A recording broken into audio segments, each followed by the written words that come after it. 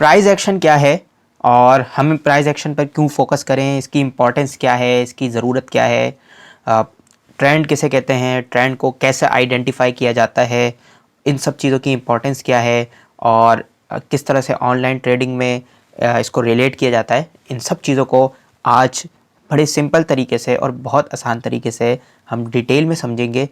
जब ये सेशन आज का ख़त्म होगा तो आपके सामने पिक्चर इतनी ज़्यादा क्लियर होगी कि शायद आपको इससे पहले कभी क्लियर ना हुई हो। तो स्टार्ट करते हैं। सबसे पहली चीज़, सबसे पहला सवाल कि why should we focus on price action, what's the importance behind price action, मतलब ये इतना अहम क्यों है प्राइस एक्शन। तो बड़ा बेसिक फंडामेंटल है कि किसी भी चीज़ को समझने का जो है तरीका ये है कि उसकी बुनियादों से उसको समझा जाए। उसका बेसिक आइडिया जो है वो सबसे ज़्यादा इम्पॉर्टेंट है।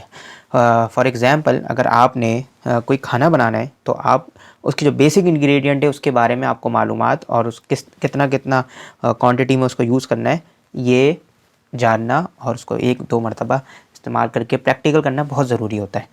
तो मार्केट स्ट्रक्चर को समझने के लिए, मार्केट स्ट्रक्चर को रीड करने के लिए ये बहुत ज़रूरी है कि आपको प्राइस एक्शन बताओ। प्राइस एक्शन किसे कहते हैं?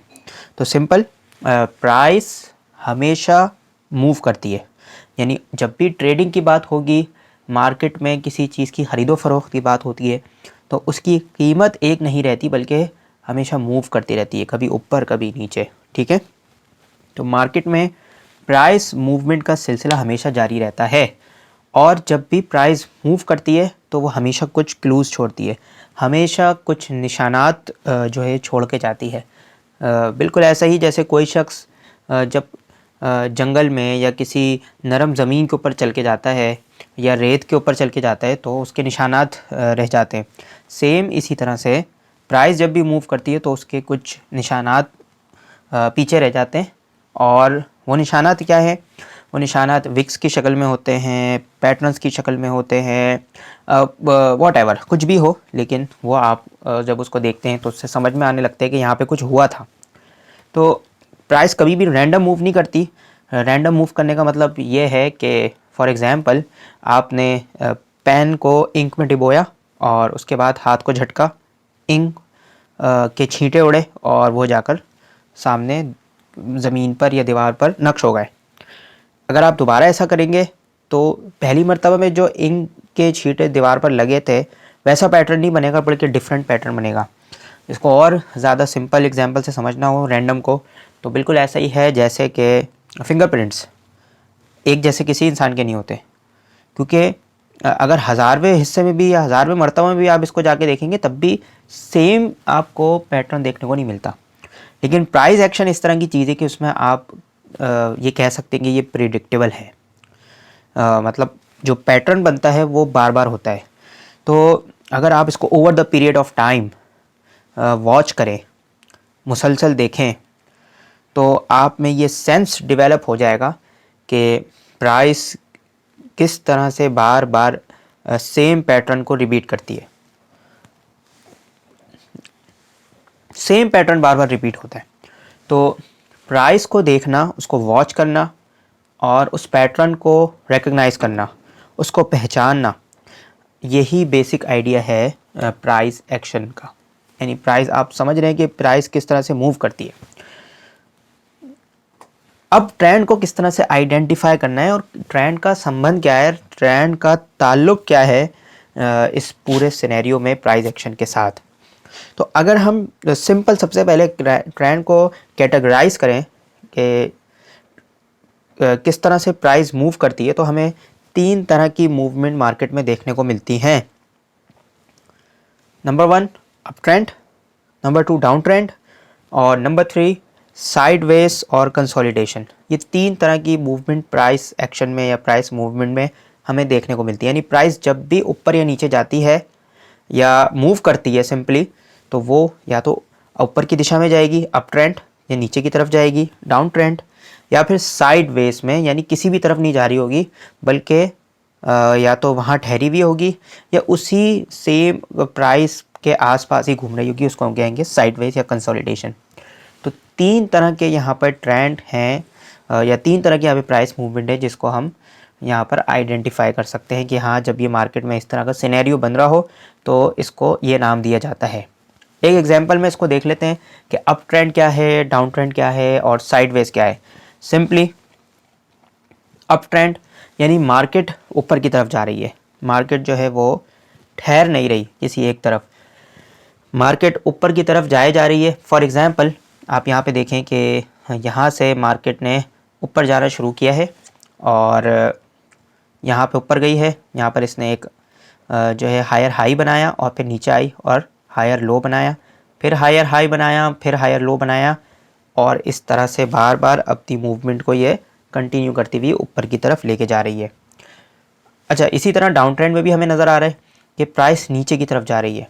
ओके, तो इसको हम डाउन ट्रेंड कहते हैं। और साइडवेज में हमें देख रहे हैं प्राइस किस तरह से सेम प्राइस के पास सेम जगह पर टिकी हुई है और इसी के इर्द गिर्द घूमी जा रही है।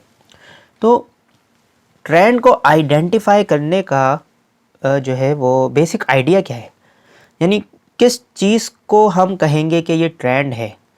भाई प्राइस यहाँ पे भी ऊपर जाती है, यहाँ पे भी नीचे जाती है, लेकिन हम इसको ट्रेंड नहीं कहते, इसको हम ट्रेंड कह रहे हैं। यहाँ पे भी ऊपर नीचे जा रही है, इसको हम ट्रेंड कह रहे हैं, यहाँ पे भी ऊपर नीचे जा रही है। तो सिंपल जो बेसिक आइडिया है ट्रेंड आइडेंटिफिकेशन का वो बहुत सिंपल है कि ये हायर हाई और हायर लो बनाती हुई जाएगी। यानी जब भी प्राइस हायर हाई और हायर लो बनाएगी तो इसका मतलब यहाँ पे ट्रेंड जो है वो बुलिश है, ऊपर की तरफ जा रहा है। फॉर एग्जांपल आप यहाँ देखें कि प्राइस ने पहले एक हायर हाई बनाया, एक ऊपर की तरफ जो है अपना पॉइंट बनाया, जाकर यहाँ पे ठहरी, उसके बाद नीचे जाना शुरू कर दिया प्राइस ने, और नीचे जाने के बाद इसने यहाँ पर अपना एक लो बनाया, हायर लो, और यहाँ से फिर दोबारा कंटिन्यूसली ऊपर की तरफ जाना शुरू हो गई। क्योंकि मार्केट में प्राइस की मूवमेंट कभी भी ऐसे नहीं होती कि एक सीध में मुस्तकिल हुए चली जा रही है, बल्कि मार्केट चलती है एक कदम आगे और एक कदम पीछे, यानी बिल्कुल दिल की धड़कन की तरह है। उसमें कंट्रैक्शन भी होती है और रिलैक्सेशन भी होती है। तो जिस तरह हार्ट बीट होती है इंसान की, इसी तरह से मार्केट भी चलती है, एक कदम आगे और एक कदम पीछे। तो उसका चलने का तरीका यही है कि पहले ये आगे की तरफ जाएगी, फिर एक कदम पीछे की तरफ, फिर आगे, फिर पीछे। तो ये हायर हाइज और हायर लोस इसको कहा जाता है, और इसका पैटर्न कुछ इस तरह से बनता है। मार्केट यहाँ पे ऊपर की तरफ जा रही है। अगर डाउन ट्रेंड की बात करें तो डाउन ट्रेंड में इसके उलट होता है, यानी कि लोअर लोस और लोअर हाइज। फॉर एग्जांपल यहाँ पर मार्केट ने नीचे जाना शुरू किया और लोअर लो बनाया, और उसके बाद यहाँ पर लोअर हाई बना लिया, उसके बाद और वहाँ से नीचे गई, यानी पिछले लोअर लो से भी नीचे गई और अगला लोअर लो बना लिया, उसके बाद दोबारा ऊपर आई और फिर उससे भी नीचे गई। तो ये मार्केट में लोअर लो और लोअर हाई का एक सिलसिला होता है जिसे हम डाउन ट्रेंड कहते हैं। लेकिन साइडवेज के अंदर हमें ये वाली चीज़ देखने को नहीं मिलती। साइडवेज में प्राइस सेम रेंज के अंदर ही मुस्तकिल घूम रही होती है, वो किसी एक तरफ को नहीं निकल जाती। जबकि डाउन ट्रेंड में या अप ट्रेंड में प्राइस अपनी डेस्टिनेशन की तरफ आहिस्ता आहिस्ता बढ़ना शुरू हो जाती है। तो ये बेसिक आइडिया है। अब इसके बाद वेरिएशन ज़रूर होती है, यानी आपको बिल्कुल ऐसा नहीं है कि मार्केट में सेम इसी तरह से प्राइस मूव करती हुई दिखेगी। अप ट्रेंड या डाउन ट्रेंड में वेरिएशन होती है, और हंड्रेड्स आप यूँ कह लें कि बेशुमार आपको शक्लों में और सूरतों में और उसकी फॉर्मेशन अलग अलग अंदाज में होती हुई नज़र आएगी, लेकिन बेसिक आइडिया उसके पीछे यही होगा। एक एग्जांपल से हम इसको समझते हैं। ये भी एक रियल चार्ट है, और इसमें देखें मार्केट में किस तरह से मूवमेंट हो रही है बुलिश ट्रेंड की, अप ट्रेंड की। मार्केट में प्राइस जब ऊपर की तरफ जाती है तो वो यहाँ से ऊपर जाना शुरू हुई, और उसने अपना हायर हाई बनाया, और उसके बाद हायर लो बनाया, फिर हायर हाई बनाया, फिर हायर लो बनाया, और फिर हायर हाई बनाया, और फिर हायर लो बनाया। तो ये मार्केट में मुस्तकिल अप ट्रेंड की तरफ मूवमेंट है, एक कदम आगे और एक कदम पीछे, या इसको के लिए कंट्रैक्शन और रिलैक्सेशन। ठीक है, यहाँ पर अप ट्रेंड को हमने उसके पैटर्न में समझने की कोशिश की कि ये पैटर्न जब मार्केट में बनता है तो इस तरह से हम इसको अप ट्रेंड कहते हैं। अच्छा, इसी पैटर्न को अगर हम कैंडल के पर्सपेक्टिव में समझने की कोशिश करें, हाँ, तो क्या होगा, यानी हमारे पास ये एक बुलिश कैंडल है। ओके, बुलिश कैंडल का मतलब है कि इसमें प्राइस ऊपर गई है, ये ग्रीन कलर की कैंडल होती है, प्राइस ऊपर गई है। तो इस फॉर्मेशन को हम किस तरह समझेंगे इस कैंडल के परसेप्शन में? बुलिश ट्रेंड है, अगली कैंडल भी इस तरह से बनी है बुलिश ट्रेंड, और ये भी इसी तरह से बनी है। तो इसको समझने के लिए हम कोशिश करते हैं कि इसको ब्रेक डाउन करें और कैंडल को समझें कि कैंडल क्या होती है, किस तरह से काम करती हैं। और जब हम इस पैटर्न को इस कैंडल की फॉर्मेशन में समझेंगे तो हमारे सामने एक नई दुनिया खुलकर सामने आ जाएगी कि इस पैटर्न्स को कैंडल की शक्ल में इस तरह से देखा जाता है। तो देखते हैं एनाटॉमी ऑफ कैंडल। सबसे पहली चीज़ कि ये आपके सामने एक कैंडल है। कैंडल का मतलब क्या है? ये एक ग्रीन कलर की कैंडल है, ग्रीन कलर की भी हो सकती है, कुछ लोग ब्लू कलर की करते हैं, और आप जो भी कलर रखें। अगर कैंडल ये बता रही है कि प्राइस ऊपर गई है, यानी प्राइस ने अपवर्ड मूवमेंट की है, तो वो स्टोरी इस तरह से शुरू होती है कि कैंडल इस जगह पे खुली है, ये पॉइंट है, यहाँ पर ओपन हुई है, और उसके बाद मार्केट ने मूवमेंट शुरू की है। अच्छा, मार्केट में जब इसकी मूवमेंट शुरू हुई तो खुलते ही ये नीचे जाना शुरू हो गई, और यहाँ तक नीचे गई है, इस पॉइंट तक नीचे गई है, और यहाँ पर आने के बाद इसने दोबारा से ऊपर जाना शुरू कर दिया। जब मार्केट इस तरह से करती है ना कि खुलने के बाद नीचे गई और फिर दोबारा ऊपर उसी जगह पर आ गई जहाँ पे खुली थी, तो उसके पीछे एक विक रह जाती है। यानी इसका मतलब है कि प्राइस हमेशा अपने निशानात छोड़ती है, और इसने यहाँ पे विक छोड़ दी कि प्राइस मूव करी थी लेकिन नीचे नहीं जा सकी, दोबारा पलटकर वहीं आ गई, और उसके बाद कंटिन्यूअसली ऊपर जाती रही, और यहाँ पर जाकर उसने अपना हाई बनाया। यानी यहाँ तक प्राइस ऊपर गई और फिर दोबारा से यहाँ नीचे आना शुरू हो गई और यहाँ पे बंद हो गई। तो ये इसने अपना हाई बनाया है, ये इसने क्लोज़ कर दिया। तो ये कैंडल की पूरी स्टोरी है, ओपन क्लोज लो हाई। ये है बुलिश कैंडल जिसमें प्राइस ऊपर की तरफ जाती है। अब हम देखते हैं बेयरिश कैंडल को, यानी कि वो कैंडल जिसमें प्राइस नीचे की तरफ जाती है। तो ये किस तरह से होती है? बहुत सिंपल, प्राइस यहाँ पर ओपन हुई, और ओपन होने के बाद प्राइस ने नीचे जाना है क्योंकि ये बेयरिश क्लोज हुई है, लेकिन पहले क्या हुआ यहाँ पर कि ये प्राइस ऊपर गई है, और यहाँ पर इसने अपना हाई बनाया, लेकिन ठहरी नहीं, बल्कि यहाँ से नीचे आना शुरू हो गई। प्राइस नीचे जाती रही और नीचे जाते जाते यहाँ पर इसने अपना लो बना लिया, ठीक है। लेकिन लो पर भी यहाँ रुकी नहीं, बल्कि प्राइस ने दोबारा से रिट्रेसमेंट की और इस पॉइंट पर आकर क्लोज हो गई। तो ये कैंडल की स्टोरी है, जो बुलिश हो या फिर बेयरिश हो। अब हम इसको थोड़ा डिटेल में देखते हैं कि इस कैंडल के अंदर हुआ क्या है। यानी हमने एक समझ लिया कि ओपन होती है कैंडल, फिर close, low, high, bearish candle, bullish candle. इसकी डिटेल क्या है, इसमें स्टोरी क्या है, और पैटर्न फॉर्मेशन अगर कैंडल की शक्ल में हो रही है तो किस तरह से हो रही है, अब देखते हैं। ये अप ट्रेंड वाली कैंडल्स हो गई। हमने उस वक्त देखा था 3 कैंडल्स थी, और उसी तरह से लो, क्लोज, ओपन, हाई, चारों के चारों जो है हमारे को पता लग गई हैं क्या है। तो अब इसको डिटेल में यहाँ समझते हैं कि अंदर की स्टोरी क्या है इस एक कैंडल की। ओपन हुई यहाँ पर इस तरह से मार्केट में, और फिर ये नीचे जाना शुरू हो गई। तो यहाँ पर इसने अपना लो बनाया, ये लो बन गया, मार्केट में नीचे गई, ये रेड कलर की कैंडल बनेगी अगर छोटे टाइम फ्रेम में देखें, और फिर दोबारा से ऊपर जाना शुरू हो गई। जब ये ऊपर गई, इस जगह पे पहुंची, तो विक तो ऑलरेडी बन चुकी थी, यहाँ से फिर सीधी ऊपर गई है और यहाँ तक गई है। यानी कि यहाँ से ऊपर गई है सीधी यहाँ तक, ये हाई बनाया है। ये जो हाई दिख रहा है, ये जो आपको पॉइंट दिख रहा है पहली वाली कैंडल का सबसे ऊपर का, ये यही वाला है जो आपको इस पैटर्न में सबसे ऊपर दिख रहा है इधर।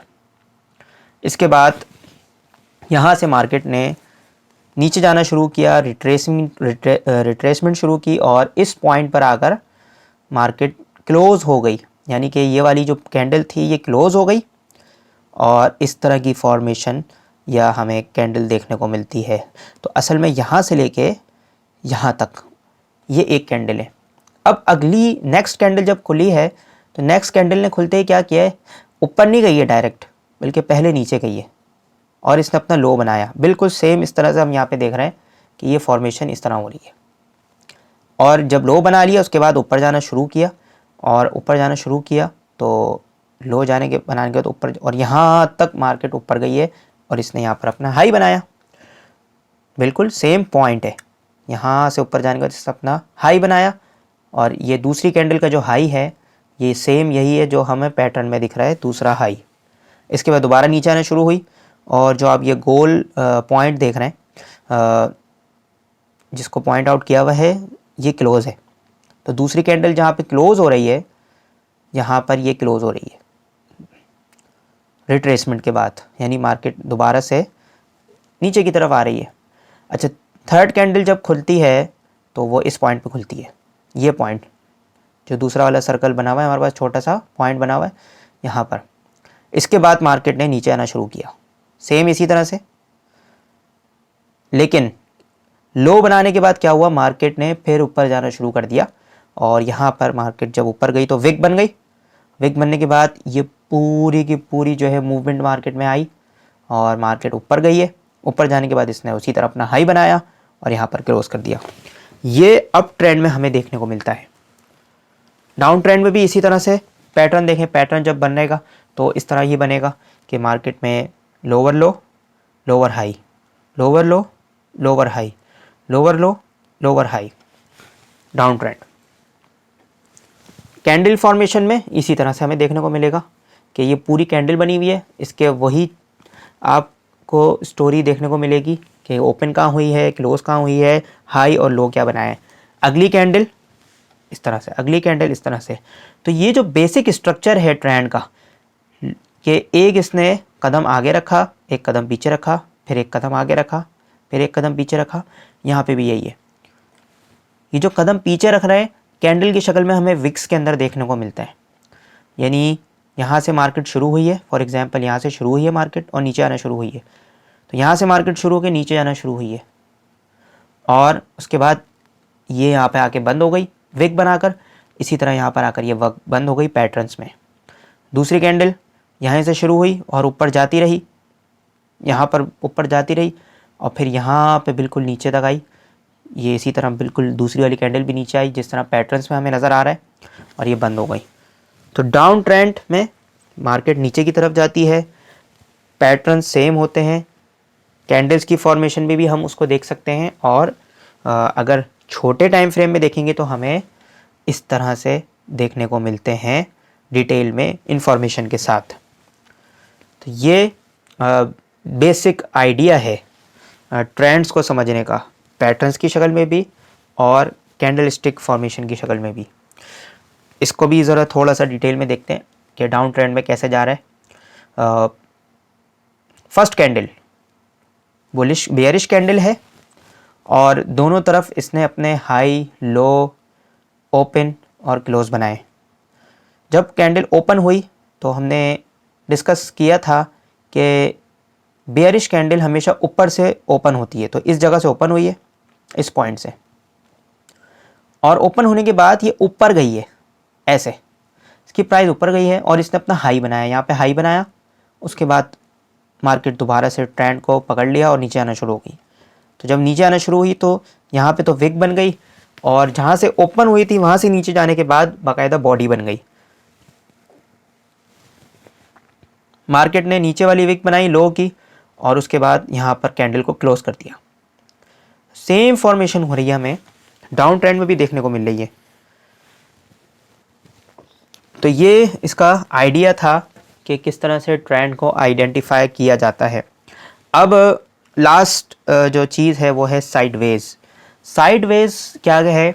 साइडवेज बेसिकली नो ट्रेंड, यानी कुछ भी नहीं है, ये कंसोलिडेशन है। मार्केट में किसी तरह की मूवमेंट नहीं है, तेज़ी नहीं है, वॉल्यूम नहीं आ रहा मार्केट में, मार्केट ठहरी हुई है, मार्केट में स्टेबिलिटी नज़र आ रही है, कोई तेज़ी नहीं दिखाई दे रही, कोई मंदी नहीं दिखाई दे रही, उसको हम कहते हैं साइडवेज। तो साइडवेज में आम तौर पर प्राइस एक रेंज में ही ठहरी रहती है। तो ये रेंज इसने बनाई हुई है, यहाँ पे मार्केट ऊपर गई, फिर नीचे आ गई, फिर ऊपर गई, नीचे आ गई, ऊपर गई, नीचे आ गई। देखें किस तरह से ये हमें कैंडल की फॉर्मेशन देखने को मिलती है साइडवेज के अंदर। तो साइडवेज में ट्रेड करना बहुत ज़्यादा मुश्किल है और उसको पकड़ना बहुत ज़्यादा मुश्किल है, इसलिए साइडवेज में ट्रेड नहीं की जाती। ट्रेंड के साथ ट्रेड की जाती है, क्योंकि ट्रेंड को जब आइडेंटिफाई कर लिया तो चलते दरिया में बहाव के साथ बहना आसान होता है। दरिया के बहाव के मुखालिफ सिमत में जाना या ऑपोजिट डायरेक्शन में जाना बहुत मुश्किल होता है, इसलिए हमेशा ट्रेंड को राइड करना होता है, क्योंकि ट्रेंड इज़ योर फ्रेंड। तो ट्रेंड हमेशा आइडेंटिफाई करना ट्रेडिंग के लिए बहुत ज़रूरी है, क्योंकि ये आसानी के साथ इसको राइट किया जा सकता है इसको, और अपनी डेस्टिनेशन तक पहुंचा जा सकता है। जबकि साइडवेज में ट्रेड करना या ट्रेंड के अगेंस्ट ट्रेड करना एक बहुत ही ज़्यादा रिस्की और मुश्किल काम होता है। तो ये जो है बेसिक आइडिया था इनके पीछे। इसको अब हम देखते हैं रियल मार्केट के अंदर।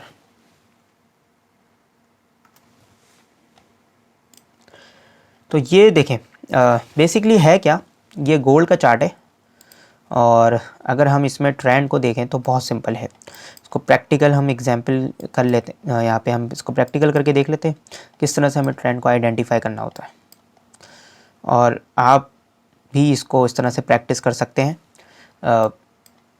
सबसे पहले मार्केट हमें हमेशा ट्रेंड में चलती हुई नज़र आएगी।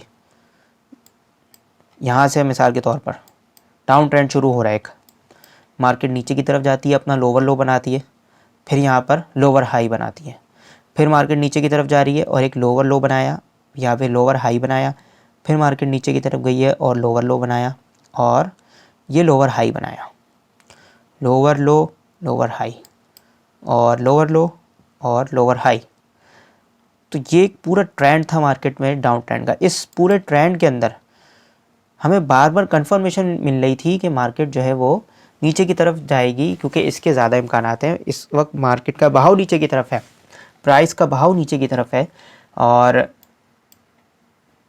अगर इसमें कोई ट्रेडिंग अपॉर्चुनिटी देखी जाएगी या देखनी चाहिए तो वो डाउन की यानी शॉर्ट की अपॉर्चुनिटी है। लॉन्ग की अपॉर्चुनिटी इस मार्केट में देखना पॉसिबल है, लेकिन बहुत मुश्किल है। हम कोई भी प्रोफेशनल ट्रेडर हमेशा यही कोशिश करता है कि वो ट्रेंड के अगेंस्ट ट्रेड ना करें। अच्छा, इसके बाद यहाँ पे देखें एक बुलिश हमें मूव नज़र आ रही है, और इस तरह की मूवमेंट आमतौर पे पहली कंफर्मेशन होती है कि मार्केट में ट्रेंड कुछ चेंज होने लगा है। तो यहाँ पर फिर उसके बाद अच्छी खासी मूवमेंट बुलिश नज़र आई है। ये 4 घंटे वाला चार्ट है, तो 4 घंटे वाले चार्ट के हिसाब से इसमें ट्रेड की जाएगी। हर टाइम फ्रेम में उसी टाइम फ्रेम का ट्रेंड देखा जाता है, और सबसे बेहतरीन तरीका ये होता है, वो कुछ अगली वीडियोस में हम डिस्कस करेंगे किस तरह से टाइम फ्रेम को कन्फ्लुएंस किए जाते हैं और फिर उसके अकॉर्डिंग ट्रेडिंग अपॉर्चुनिटी ढूंढी जाती है। अब यहाँ पे देखें एक बुलिश ट्रेंड शुरू हो रहा है, और ये बुलिश ट्रेंड यहाँ से ऊपर गया, इसने अपना हायर हाई बनाया, फिर higher low, higher high, higher low, higher high, higher low, higher high, higher low. इस तरह प्राइस की मूवमेंट हो रही है। साइडवेज किस तरह की प्राइस होती है इसको हम यहीं पे देखेंगे प्रैक्टिकल। ये देखें, ये एक साइडवेज है, और ये देखें सिंपल प्राइस इस रेंज के अंदर मूव कर रही है, इस रेंज के अंदर एक ही रेंज इसने पकड़ी हुई है। तो जब इस प्राइस में मार्केट चल रही हो, बड़ा मुश्किल होता है ट्रेड की अपॉर्चुनिटी ढूंढना, क्योंकि हमें नहीं पता, वी डोंट नो, हमें नहीं पता कि प्राइस कहाँ जाएगी। तो जब नहीं पता तो हम वेट करेंगे, और वेट करने के बाद जब कंफर्मेशन हो जाए कि प्राइस ने इस रेंज को ब्रेक कर दिया है और इससे आगे निकल गई है, तो फिर वहाँ पर ट्रेडिंग अपॉर्चुनिटी को तलाश किया जाता है। तो ये सिंपल ट्रेंड को आइडेंटिफाई करने का तरीका है।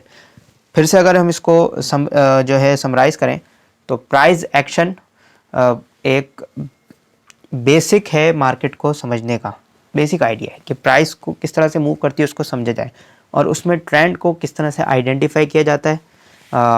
सबसे पहली चीज़, जब मार्केट हायर हाई और हायर लो बनाए तो इसका मतलब है कि मार्केट अप ट्रेंड में है।